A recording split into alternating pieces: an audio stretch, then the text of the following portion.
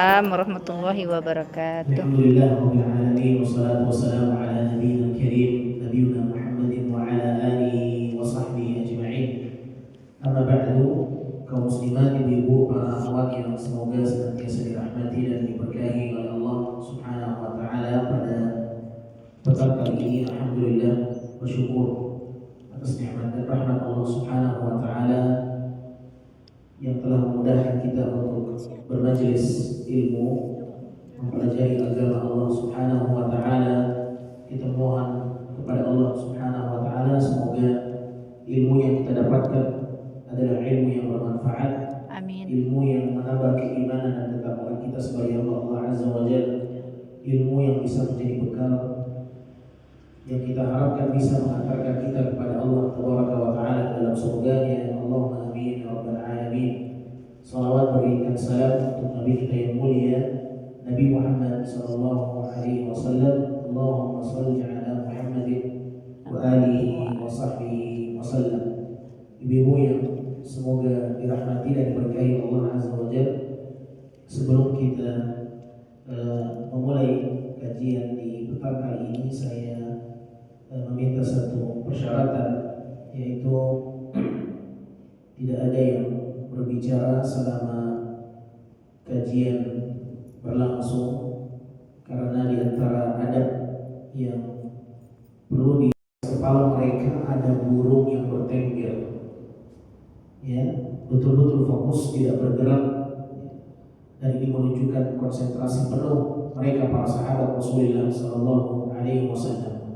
Kemudian ibu-ibu yang dimuliakan Allah, di dalam berlangsungnya kajian kita, maka hendaknya setiap kita sibuk dengan pulpennya, sibuk dengan bukunya, menulis dan mencatat apa yang bisa dia catat, dan berharap catatan ini menjadi saksi kebaikan mereka nanti pada hari kiamat.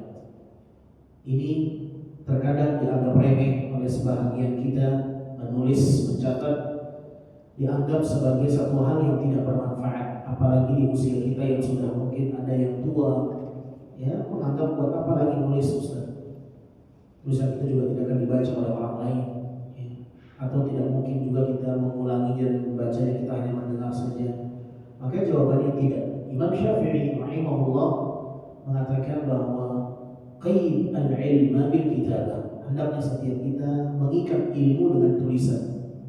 Dan itulah dulu di saat kita belajar ketika kita masih kecil, ya, kita belajar di saat kita masih kecil, kita dianjurkan untuk membawa catatan, membawa buku tulis, membawa pulpen, karena memang itu di antara senjatanya orang-orang yang menuntut ilmu. Imam Syafi'i rahimahullah mengatakan bahwa al-ilmu saydun, ilmu itu layaknya hewan buruan. Ilmu layaknya hewan buruan. Ketika kita sudah mendapatkan hewan buruan, tentu tidak akan mungkin kita lepas. Kita akan ikat hewan itu agar kita bisa menjadikannya sebagai hewan yang mungkin bisa kita manfaatkan, mungkin bisa kita potong. Tidak mungkin ketika kita mendapatkan hewan terus kita lepas, ya. Maka hewan buruan itu layak, ilmu layaknya hewan buruan. Apabila sudah dapat, tentu tidak akan kita lepas, dan dia akan diikat. Seperti itulah ilmu. Dan bagaimana cara mengikat ilmu layaknya hewan buruan? Qayyid suyudaka bil ibad wa ikat dengan ikatan yang kuat, ya, hewan buruan itu agar tidak lepas. Dan ilmu juga diikat dengan ikatan yang kuat dengan cara tulisan. Karena yang para ulama dahulu mereka menulis, mencatat, ya, dan diharapkan apa yang kita lakukan itu menjadi saksi kebaikan kita kelak pada hari kiamat. Perlu kita ketahui, ibu-ibu yang dimuliakan Allah, sekecil apapun kebaikan kita, ya, itu pasti akan membekas di catatan Allah Subhanahu wa taala. Kama ya'mal mithqala dzarratin khairan yarah. Kecil apapun yang dilakukan oleh kebaikan atau keburukan, walau sekecil dzarrah, maka dia akan melihat balasannya. Ya, satu huruf yang kita tulis itu akan ada hitungannya. Ya, itu menjadi satu kebaikan oleh Allah Subhanahu wa taala. Ya, karena apa yang kita perbuat itu ada dua kemungkinan. Semua yang kita lakukan akan ada dua kemungkinan. Kemungkinan yang pertama dia bernilai ibadah, kemungkinan yang kedua dia bernilai maksiat. Ya, kalau dia sebuah kebaikan pasti nilainya ibadah. Kalau dia keburukan maka nilainya adalah maksiat. Maka tulisan adalah masuk dalam bagian ibadah kalau yang dia tulis adalah kebaikan. Nah, tapi kalau yang dia tulis adalah keburukan, ya, dia menulis sebuah kebohongan, dia menulis sesuatu yang tidak benar, bahkan dengan tulisan itu dia menyebar fitnah, dengan tulisan itu dia membuat orang-orang akhirnya saling membenci satu dengan yang lainnya, ya, membuat kerusuhan, kegaduhan. Dikhawatirkan tulisan itu mengandung nilai dosa. Oleh karenanya saya mengajak ibu-ibu untuk lebih fokus di dalam belajar, karena di antara keberkahan ilmu dihasilkan dari bagaimana dia mendapatkan ilmu. Ya, keberkahan ilmu itu dihasilkan dari bagaimana dia mendapatkan ilmunya. Apakah dengan keseriusan, apakah dengan niat yang ikhlas, apakah dengan niat yang tulus, ataukah dengan bercanda, dengan niat yang rusak, ataukah dengan hal-hal yang tidak benar. Oleh karenanya para ulama dahulu mereka menyampaikan kepada para penuntut ilmu, ya, tahapan-tahapan di dalam menuntut ilmu. Tujuannya apa? Agar ilmunya berkah, ya, agar ilmunya itu betul-betul bisa membuat dia semakin memperbaiki dirinya sebagai hamba Allah Subhanahu wa taala. Itu tujuan menuntut ilmu. Tujuan menuntut ilmu adalah memperbaiki diri. Seandainya ada yang salah dari kita, masih belum benar penerapannya dalam agama, hendaknya kita siap untuk meninggalkan kebiasaan buruk. Nah, itulah fungsi kita belajar, ya. Dan hendaknya ibu-ibu semuanya siapkan, kuatkan mental dalam menuntut ilmu. Apa maksudnya? Banyak penuntut ilmu yang tidak siap menuntut ilmu. Banyak orang yang belajar tapi tidak siap belajar. Kenapa? Mentalnya bukan untuk memperbaiki diri. Niatnya bukan untuk memperbaiki, yang membekali diri, sehingga ketika ada satu ilmu yang menurut dia bertentangan, tidak sesuai dengan keinginan dia, tidak sesuai dengan harapan dia, dianggap ini sesuatu yang tidak benar. Ya, padahal ternyata hanya sebatas tidak sesuai dengan keinginan dia, tidak sesuai dengan nafsu dia. Sebagaimana iblis, terkadang kita tahu bagaimana kisah iblis di dalam surga. Allah perintahkan untuk sujud kepada Adam. Ya, Allah perintahkan untuk sujud kepada Adam. Qulna lil malaikati isjudu li Adam. Ketika kami sampaikan kepada seluruh para malaikat untuk sujud kepada Adam, maka semuanya sujud. Diperintahkan Allah, siap mereka lakukan.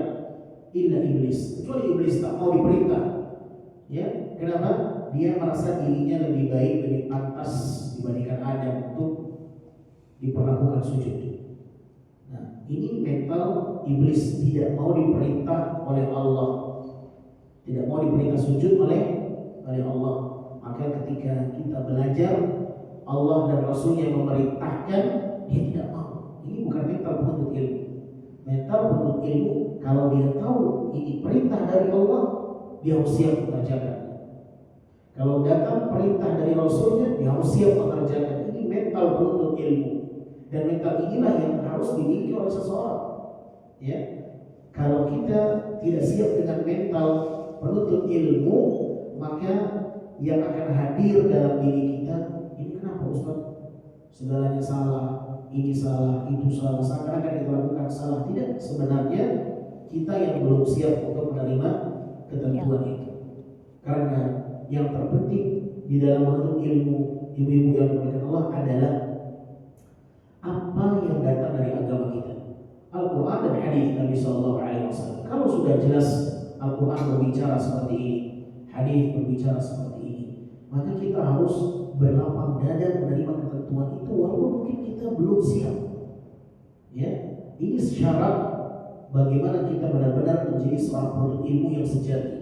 Memang terkadang berat, ya, karena ilmu yang datang kepada kita ternyata berseberangan dengan kebiasaan kita selama ini. Tetapi lambat laun, ya, kalau kita benar-benar menyadari bahwa oh ternyata seperti itu agama Allah, ternyata seperti itu hadis, seperti itu Al-Quran, ya, maka kita harus berlapang dada untuk menerimanya.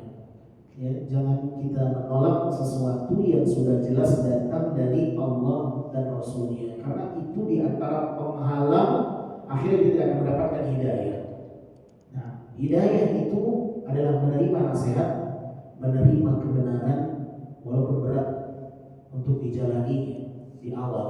Nah, oleh karenanya terkadang kita belajar tetapi mental kita tidak siap untuk menerima ketentuan yang datang dari Allah dan Rasulnya. Oleh karena di dalam Al-Quran Karim Allah Subhanahu wa Ta'ala berfirman, ya, wa ma kana lil mu'minin wa la mu'minatin idza qada Allah wa rasuluhu amran an yakuna lahum khiyaratu min amrihi. Kata Allah Azza wa Jalla, dan tidaklah pantas bagi seorang mukmin laki-laki maupun wanita apabila telah datang kepadanya keputusan dari Allah dan Rasulnya, dia memilih jalan yang lain. Tidaklah pantas bagi seorang mukmin laki-laki dan wanita apabila telah datang ketentuan keputusan dari Allah dan Rasulnya, dia pilih pilihan yang lain. Tidak pantas. Nah, kenapa ayat ini memberikan satu isyarat kepada kita bahwa memilih pilihan yang keluar dari keinginan Allah dan Rasulnya adalah perkara yang tidak pantas? Karena kita mengaku hamba Allah, kita mengaku umat Nabi Muhammad, tetapi kenyataannya kita tidak siap untuk menjadi hamba Allah dan tidak siap untuk menjadi umat Nabi SAW. Karena apabila kita mengatakan kami adalah hamba Allah, maka kita konsekuensinya harus siap menerima apa yang datang dari Allah.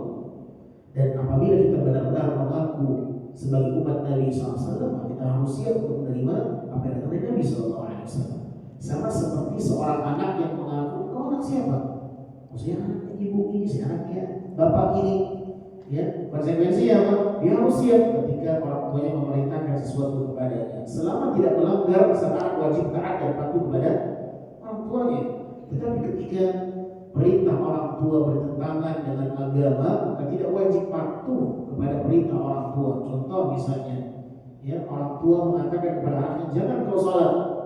Padahal dalam Islam salat adalah kewajiban, maka perintah orang tua tidak wajib untuk dipatuhi karena melanggar ketentuan agama.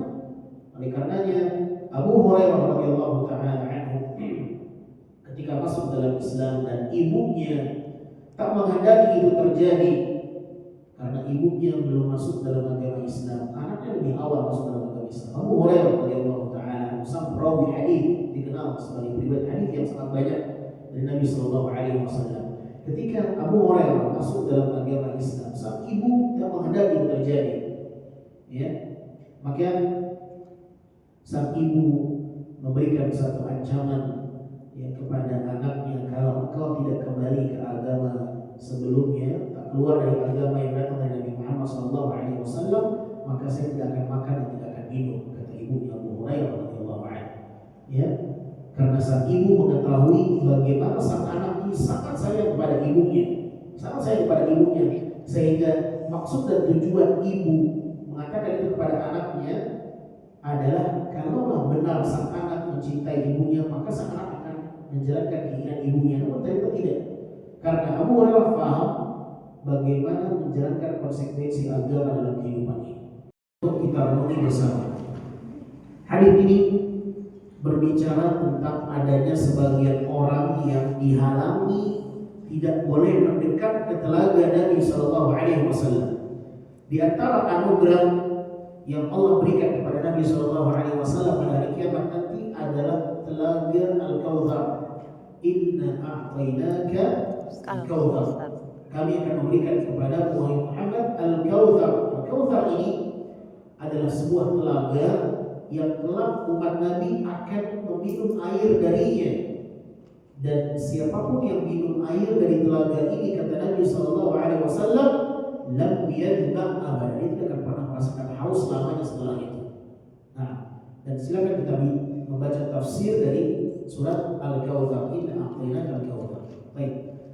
Maka Nabi SAW menyampaikan bahwa setiap umatku akan singgah di telagaku. Sataridu ummati ala haudi. Setiap umatku dia akan singgah mampir di telagaku pada hari kiamat nanti. dan akan meminum di sana air yang disediakan, dan Nabi menunggu kita di sana. Wa ana faratukum 'alal haud, kata Nabi, dan aku menunggu kalian nanti di sana. Subhanallah. Ya, dan Nabi SAW akan membagikan air itu. Ternyata di saat orang-orang datang menghampiri telaga Nabi SAW, tiba-tiba ada orang-orang yang dihalau, tak boleh mendekat ke telaga itu. Maka Nabi heran melihat itu. Nabi heran melihat itu. Kemudian Nabi SAW mengatakan, ummati, ummati. Ya, dihalau oleh para malaikat, kembali mendekat. Maka Nabi SAW ingin menolong umatnya dan mengatakan, umatku, umatku, dia umatku, kenapa nggak boleh? Bukankah umat Nabi SAW dibolehkan untuk mendekati telaga? Tapi kenyataannya dihalau. Maka Nabi mengatakan, umatku, umatku, ummati, ummati. Maka dikatakan kepada Nabi SAW, fa innaka la tadri ma ahdathu ba'daka. Engkau tak tahu wahai Muhammad, mereka adalah orang-orang yang telah mengganti agama. Mereka banyak melakukan hal-hal yang tak pernah engkau ajarkan. La tadri ma ahdathu ba'daka. Mereka melakukan ritual-ritual, amalan-amalan dalam agama yang tak pernah dicontohkan olehmu. Mereka adalah generasi yang datang setelahmu. Mereka melakukan perkara-perkara yang baru dalam agama, dan mereka tidak mengambil cara yang datang darimu. Maka mereka dihalau, tak boleh mendekat ke telaga Nabi SAW.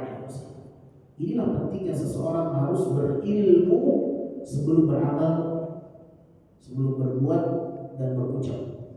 Nah, al-ilmu qabla al-qawli wal amal. Hari ini kita ada acara tadi pagi, jadwal saya, program pembekalan para dai se-Provinsi Riau, dan saya pemateri yang pertama. Dan saya membahas tentang pentingnya berilmu sebelum berucap dan berbuat. Nah, di antara pentingnya prinsip ini, ibu-ibu yang dimuliakan Allah, agar kita tidak ditolak amal kita oleh Allah, karena amalan yang tidak sesuai dengan tuntunan Nabi, maka amal itu akan tertolak dan dia akan menjadi orang yang merugi. Orang yang paling merugi adalah orang yang banyak beramal tetapi amalnya tak diterima oleh Allah. Silakan baca surat Al-Kahfi, bagaimana di sana Allah memberikan satu peringatan yang sangat tegas. Qul hal unabbi'ukum bil akhsarina a'mala alladziina dhalla sa'yuhum fil hayatid dunya wa hum yahsabuna annahum yuhsinuna sun'a. Surat Al-Kahfi, ibu-ibu bisa dilihat bagaimana Allah Subhanahu wa taala menyebutkan di dalam surat Al-Kahfi di ayat ke-103. Di situ Allah memerintahkan nabinya, katakan wahai Muhammad, hal unabbi'ukum bil akhsarin a'mala. Maukah kalian aku khabarkan, kami khabarkan siapa orang yang paling merugi dalam beramal? Ya, siapa orang yang paling merugi dalam amalannya? Udah banyak dia berbuat, tetapi amalannya tak diterima dan tak dinilai oleh Allah Subhanahu wa taala. Nah, apa kata Allah? Alladziina dhalla sa'yuhum fil hayatid dunya. Mereka adalah orang yang tersesat dalam kehidupan dunia ini. Wa hum yahsabuna annahum yuhsinuna sun'a. Sedangkan mereka mengira mereka sudah melakukan kebaikan. Mereka menganggap perbuatan mereka baik, tetapi mereka dikatakan Allah sesat. Kenapa? Karena mereka tidak melakukan sesuai dengan panduan yang diinginkan oleh Allah Rasul. Ya. Dan apa kata Allah setelah itu? Ulaika alladziina kafaru bi ayati rabbihim wa liqa'ihi fa habitat a'maluhum. Maka amalan mereka berguguran, terhapus, pahalanya tidak dapat. Wala nuqimu lahum yaumil qiyamati wazna. Dan kami tidak akan menimbang amalan mereka pada hari kiamat. Nah, amalannya tidak bernilai sedikit pun. Padahal dia sudah banyak melakukan amal. Ya, kenapa? Kenapa dia orang yang paling merugi?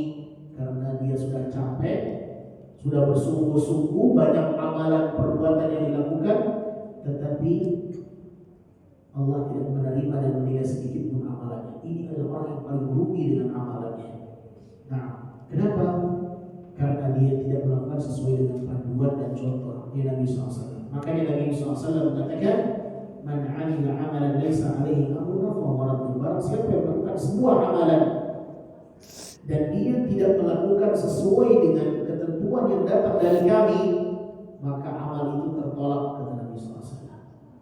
Oleh karena itulah ibu-ibu yang dimuliakan Allah, pastikan semua yang kita lakukan sesuai dengan ilmu, di atas ilmu, bukan di atas hawa nafsu.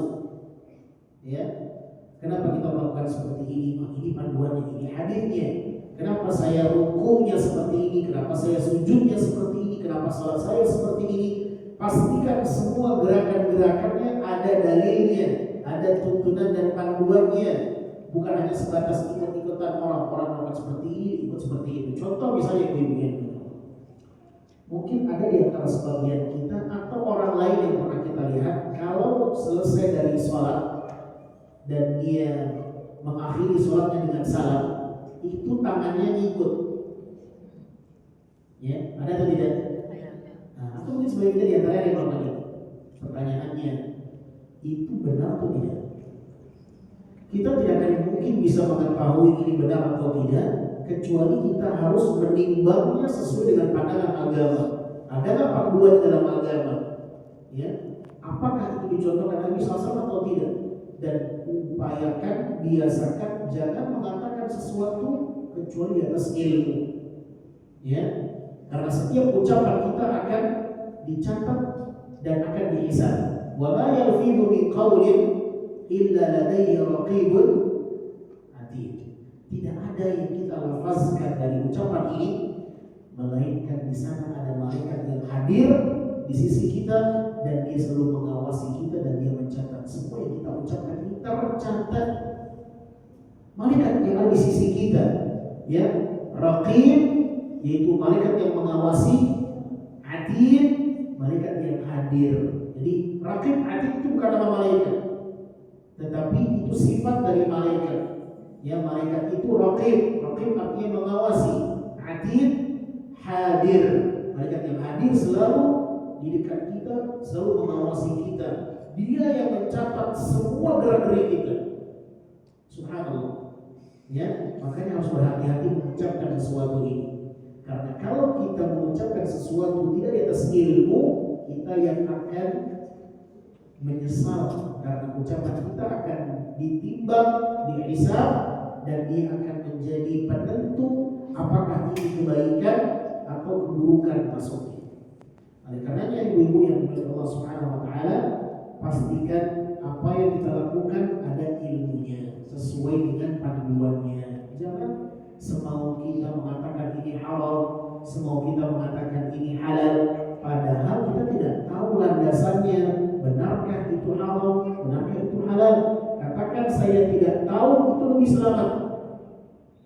Ya, makanya para ulama dahulu kalau mereka ditanya soal agama dan mereka tak tahu menjawabnya, mereka mengatakan saya tidak tahu, la adri. Al-Imam Sya'bi rahimahullah, beliau mengatakan barang siapa yang mengatakan saya tidak tahu, maka dia memiliki separuh daripada ilmu. Man qala la adri fadzaka nisfal ilm. Barang siapa yang mengatakan saya tidak tahu, maka itu separuh dari ilmu. Nah, Imam Malik rahimahullah, guru Imam Syafi'i, beliau pernah diajukan 60 persoalan. Ya, diajukan 60 pertanyaan. Tahu ibu-ibu yang dijawab hanya berapa? 4. 56-nya beliau mengatakan la adri, saya tidak tahu.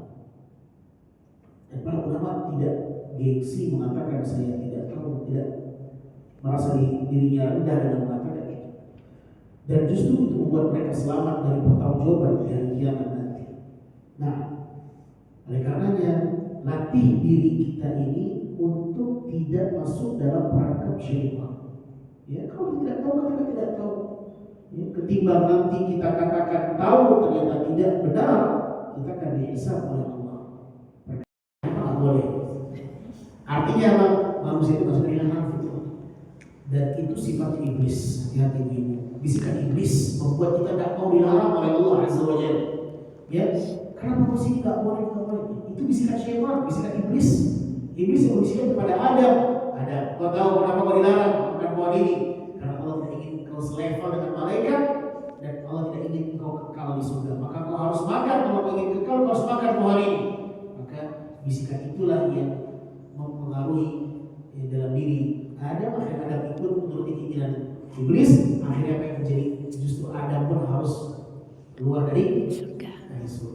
Oleh karena ibu-ibu yang Allah Azza kuatkan mental dalam menuntut ilmu ini, harus siap dilarang, harus siap kita diperintah oleh agama. Apa yang Allah katakan, terima, berlapang dada, ya, itu mental penuntut ilmu, ya. Tapi kalau dia tidak siap dilarang, maka itu bukan mental yang penuntut ilmu. Mungkin sampai di sini ibu-ibu yang bisa kita sampaikan. Mudah-mudahan apa yang disampaikan ini bermanfaat untuk kita semuanya dan untuk menjadi bekal seorang muslim yang kuat. Dan semoga Allah Taala menjaga kita semuanya dari segala keburukan dan mara bahaya. Allahumma amin wa rabbal alamin. Wa billahi saya mohon maaf, wabillahi taufiq. Wassallallahu wasallam ala Muhammad wa alihi wasallam. Wassalamualaikum warahmatullahi wabarakatuh. Waalaikumsalam warahmatullahi wabarakatuh.